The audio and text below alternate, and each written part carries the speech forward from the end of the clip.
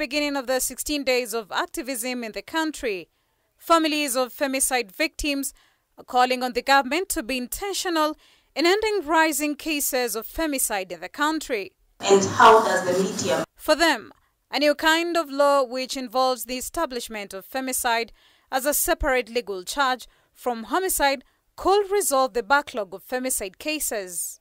And that's why I'm saying the femicide should be treated very different from any other crime. We want to see a standalone whereby the crimes of femicides and also the crimes maybe of homicide, which are very few compared to the femicides, they will be treated, they will be given its own judge, they will be given its own court, so that the piling up of those cases cannot pile up, so that as it comes and it is not going to come, it is going to end. Like now the 97 cases that we have had, we have only seen two or three cases maybe that the perpetrators have been found. Where are the others 95?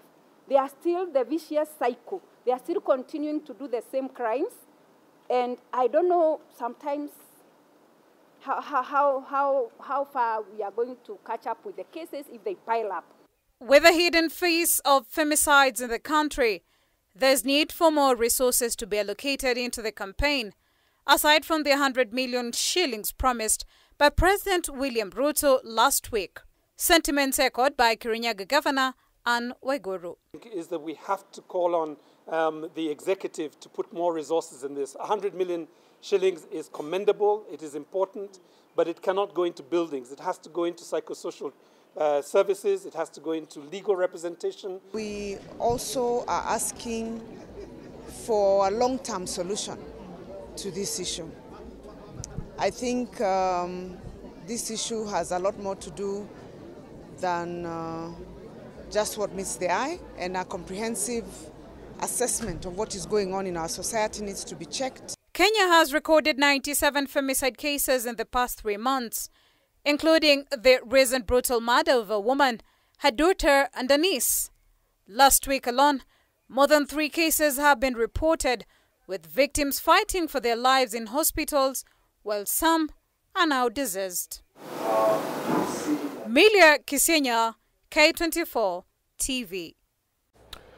While Kenya joins other countries in marking the beginning of 16 days of activism against gender-based violence, it has been reported that 4,000 cases of different forms of GBV are reported in hospitals every month. Stakeholders have to this end been called upon, and especially men, to end sexual and gender-based violence. Robbie Mondi with the details. Ili tuweze kuhamasisha kina mama, ndugu zetu, vijana wetu. 16 days of activism officially begins today, with Kenya joining other parts of the world to commemorate the campaign. I am surprised we stand here to talk, Madam PS, about 97 children. They are not 97. Those are the ones who are reported. I am sure there are more. Leading the celebrations, Gender PS Anne Wangombe indicated that more than 4,000 cases of gender-based violence are reported in hospitals every month. Nationally, women experience physical violence more than men, and women between 45 to 49 years of age experience the most physical violence.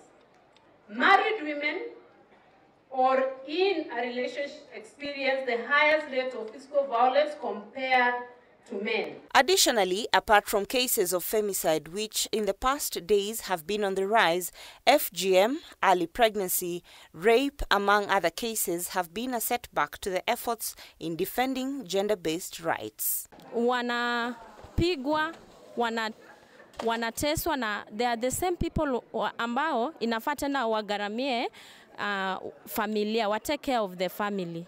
So mimi kama mwanamke na feel so painful kwamba wanawake wenzangu wanadhulumiwa. HIV infections have also been said to be among the challenges in the fight against gender-based violence. Is that a man would have never come who really loves you to tell you now you can have sex just the first day.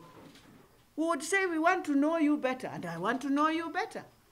But today our children are in a different generation. So parents, we cannot rebuke them, but we can speak to them Parents have to this end been called upon to be amicable when resolving domestic disputes which affect children in those families. People around your homes are looking down upon you because they already know it was chaotic and so much noise even in the middle of the night. So they already know there's no respect, there's no dignity, and people even in school can just mock you. You know, it was just chaotic, so you try to be enclosed, you don't want to open up as well. So yeah, from a very young age, from 6 to when I left completely is now when I joined campus. These other days I used to just go to my grandma's place, live there, then my father comes for me with beatings, you know, come back. It's like he wanted a place he can control each and everyone at his own place. A call has also been made to stakeholders to come together in the next 16 days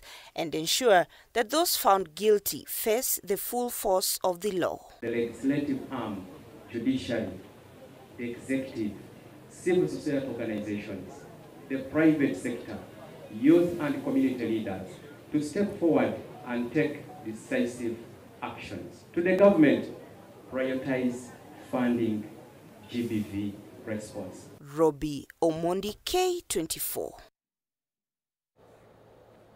Well, we take a short break right here on K24 Evening Edition. We still have more updates coming up. Stay tuned.